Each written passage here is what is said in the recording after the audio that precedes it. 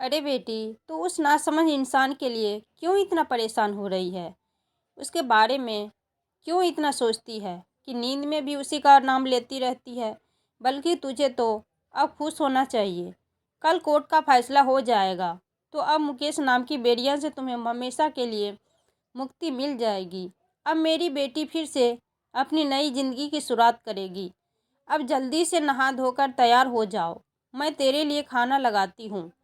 शर्मिला जी ने अपनी बेटी प्राची को जगाते हुए कहा, जो नींद में अपने पति का नाम लेकर बड़बड़ाए जा रही थी।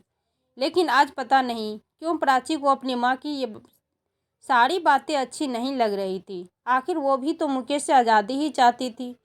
माँ के जाने के बाद प्राची ने अंदर से दरवाज़ा बंद किया और फूट फूट कर रोने लगी। काफ़ी देर रोने के बाद जैसे ही वो अपने आंसुओं को पोंछने लगी तो उसे मुकेश की बातें याद आने लगी कि वो जब भी रोती थी तो मुकेश उसके आंसू पोंछता हुआ कहता था, तुम जानती हो, तुम्हारी आंखों में एक भी आंसू मुझे अच्छा बर्दाश्त नहीं है। तुम्हें ऐसे देखकर मुझे दुख होता है। पत्नी का मूड ठीक करने के लिए मुकेश बड़े प्यार से उसका सिर सहलाने लगता तो प्राची उसके सीने से लग जाती। लेकिन अब उसके पास मुकेश कहाँ था जो उसे चुप करा सके। बिस्तर पर लेटी हुई प्राची यादों के समंदर में गोते खाने लगी। प्राची और उसकी बड़ी बहन रवीना को माँ बाप ने शुरू से ही बड़े नाजों से पाला पोसा था। खास तौर पर प्राची तो अपनी माँ की लाडली थी। न सुनना तो उसे पसंद ही नहीं था। अक्सर रामनाथ जी अपनी पत्नी से कहा करते थे कि तुमने तो प्राची को अपने लाड़ प्यार से बिगाड़ ही दिया है। बेटियां के इतने भी नखरे नहीं उठाने चाहिए कि वह बिगड़ ही जाए। ससुराल में अगर कोई इसकी मांग पूरी न कर पाया तो पता है इसका अंजाम क्या होगा। इस पर प्राची की माँ कहती, अरे अपनी रवीना के लिए हमने कितना अच्छा लड़का ढूंढा है जो उसके हर एक ख्वाहिश को पूरी करता है। तो प्राची के लिए भी वह हम वैसा ही लड़का ढूंढेंगे जो उसके सारे नखरे उठा पाए। मुकेश एक बहुत बड़ा सरकारी ऑफिसर था। दिखने में वो किसी फिल्मी हीरो से कम नहीं था, परंतु अहंकार से बिल्कुल परे था। वह सादा जीवन जीने में विश्वास रखता था। जब उसके साथ प्राची के रिश्ते की बात चली तो शर्मिला जी और रामनाथ जी को वह बहुत पसंद आया। उन्हें ऐसा लगा जैसे उनकी बेटी के नखरे केवल वही उठा सकता है। प्राची ने तो उसे देखते ही हाँ कर दी। मुकेश के माता पिता जो गांव में रहा करते थे, शादी के लिए कुछ दिनों पहले ही उसके पास आ गए। खूब धूमधाम से उन दोनों की शादी हुई। शादी के बाद प्राची ने जिद ठान ली कि वह हनीमून के लिए केवल पेरिस ही जाएगी, जबकि मुकेश भारत में ही कहीं घूमने जाना चाहता था। उसने उसे बहुत समझाने की कोशिश की, परंतु प्राची नहीं मानी और पेरिस की टिकट करवाने के लिए उसने अपनी माँ को फ़ोन कर दिया। जब इस बारे में मुकेश को पता चला तो उसे बहुत दुख हुआ और बोला, प्राची तुमने विदेश की टिकट करवाने के लिए अपनी माँ से क्यों कहा?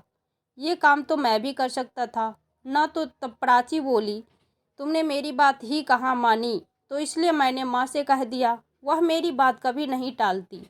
लेकिन प्राची, मैंने मना भी तो नहीं किया था, अभी तो सिर्फ बात ही हुई थी। अगर तुम विदेश जाना चाहती हो तो यही सही, लेकिन मैं तुम्हें अपने पैसों से ले जाना चाहता हूँ, तो तुम अपनी माँ को टिकट से पैसे वापस कर दो। अरे तो क्या हुआ, इसमें इतना परेशान होने वाली क्या बात है? मेरे मम्मी पापा हम लोगों से अलग थोड़ी ना है। आखिरकार मुकेश को प्राची की बात माननी ही पड़ी और वे दोनों शादी के 5 दिन बाद ही पेरिस के लिए रवाना हो गए। पेरिस के होटल में पहुंचते ही प्राची अपने आलीशान कमरे को देखकर खुशी से उछल पड़ी। कुछ देर आराम करके घूमने जाने को तैयार हुए तो प्राची जींस टॉप पहनकर बाहर आई तो मुकेश उसकी सुंदरता को देखता ही रह गया। अरे अब जल्दी भी चलो, पति का हाथ पकड़कर प्राची चंचल स्वर में बोली। मुकेश, मुझे यहाँ सब कुछ देखकर ऐसा लग रहा है जैसे कोई सपना हो। अच्छा ही हुआ जो मेरे मम्मी पापा ने हमारे यहाँ आने की टिकट बुक करवा दी, वरना तुम तो मुझे वहीं आसपास के ही किसी छोटी मोटी जगह पर ले जाते। तुम्हारे भरोसे बैठी रहती तो मुझे यह नज़ारे देखने को कहाँ मिलते। प्राची की यह बात मुकेश को बहुत बुरी लगी, लेकिन प्राची तो अपने ही धुन में मस्त थी। हालांकि मुकेश की यह बात समझता था कि प्राची यह सब बातें नादानी में उससे कह देती है, लेकिन दिल की बुरी है नहीं है और फिर उसे उसकी यह मासूमियत ही तो पसंद थी। उसने प्राची को उसकी कमियों के साथ अपना लिया था।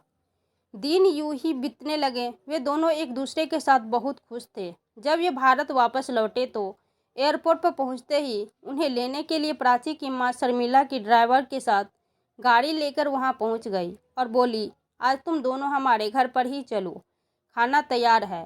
तब मुकेश बोला, नहीं मम्मी जी, घर पर माँ बाबूजी इंतजार कर रहे हैं। माँ ने खाना भी बना कर रखा है। 2-3 दिन में वे लोग गांव वापस लौट जाएंगे, तब हम आ जाएंगे। अरे पर मैंने इतने प्यार से खाना बनाया है, उसका क्या? शर्मिला जी बोली तो प्राची भी उनके साथ जाने के लिए जिद करने लगी। ठीक है प्राची, तुम्हें जाना है तो चली जाओ, लेकिन मुझे घर जाना होगा। ऑफिस के लिए सुबह जल्दी निकलना है। ऐसा कहकर मुकेश अपने घर चला गया। वहीं तब प्राची को सपने उसके पापा ने देखा तो उसे समझाते हुए बोले, बिटिया पहले तुझे अपने ससुराल जाना चाहिए था। तेरे सास ससुर तेरी राह देख रहे होंगे। अरे आप भी ना जी, इतने दिनों बाद बिटिया आई है तो उसे हालचाल पूछने की बजाय आप उसे वापस जाने को कह रहे हैं और फिर ससुराल कहाँ भागे जा रहा है। पहले हम तो मिलने अपनी बेटिया से। ऐसा कहते हुए शर्मिला जी अपनी बेटी को प्यार से पुचकारने लगी। शाम को अपने पिता के समझाने पर प्राची अपने ससुराल वापस लौट गई। अगले दिन सुबह मुकेश प्राची को नींद से जगाने लगा। प्राची उठो, 9 बजने को आए हैं, मम्मी पापा क्या सोचेंगे? तो प्राची बोली, अरे मुकेश अभी मुझे और सोना है, सफ़र की थकान अभी उतरी नहीं है। मुकेश ऑफिस जाने के लिए कमरे से तैयार होकर बाहर आया तो उसकी माँ ने नाश्ता लगाया और बोली, सफ़र से थक कर आई है ना, इसीलिए अभी उठी नहीं। कोई बात नहीं बेटा, बहू को सोने दो। बेटे बहू के हनीमून से लौट कर आने के बाद मुकेश के माता पिता पूरा 1 सप्ताह उनके घर पर रहे, लेकिन प्राची ने एक दिन भी उन्हें खाना पकाकर नहीं खिलाया। कभी शॉपिंग करने के लिए चली जाती, कभी बाहर घूमने, तो कभी अपने मम्मी से मिलने। उसके सास ससुर भी जानते थे कि वो अभी नादान है, दिल की बुरी नहीं है। अक्सर प्राची उनके पास बैठकर उनके साथ खूब सारी बातें किया करती थी। जब उसके सास ससुर गांव वापस जाने लगे तो प्राची उनके गले लगकर खूब रोई। सास ससुर के जाने के बाद प्राची को घर अकेलापन खाने को दौड़ता था, लेकिन मुकेश अपने काम में बहुत अधिक व्यस्त रहता था। एक दिन प्राची ने मुकेश से कहा कि बहुत दिन हो गए हैं, हम कहीं घूमने नहीं गए। नई मूवी लगी है, आज शाम को तुम जल्दी घर आ जाना। पहले हम मूवी देखने चलेंगे, फिर डिनर भी बाहर ही करेंगे। प्राची को मना करना मुकेश को ठीक नहीं लगा, इसलिए उसने हाँ कर दी। बाहर जाने के लिए प्राची बहुत उत्साहित थी। शाम को उसने एक खूबसूरत सा सलवार सूट पहना और बढ़िया सा मेकअप किया, लेकिन सभी मुकेश का फ़ोन आया कि आज जल्दी आना, थोड़ा मुश्किल हो जाएगा, बहुत ज़रूरी काम है। इतना सुनते ही प्राची की भौं तन गई और उसका गुस्सा 7वें आसमान पर चढ़ गया। वो उस समय अपनी मम्मी के घर चली गई और वहाँ जाकर उसने अपनी मम्मी को सारी बात बताई और ज़ोर ज़ोर से रोने लगी। तो उसके पापा से ने प्यार से समझाया कि मुकेश को कोई बहुत ज़रूरी काम आ गया होगा, इसलिए उसे ऐसे नाराज़ कहीं होना नहीं चाहिए।